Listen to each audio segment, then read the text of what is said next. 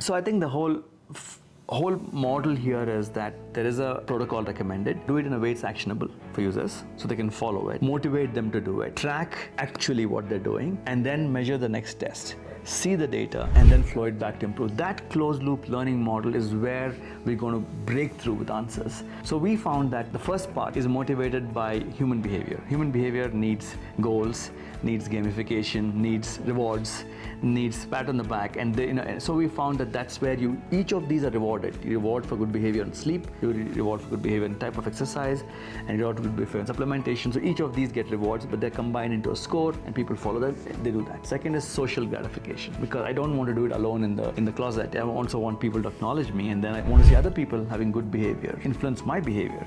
So we found the social components come in very helpful and handy.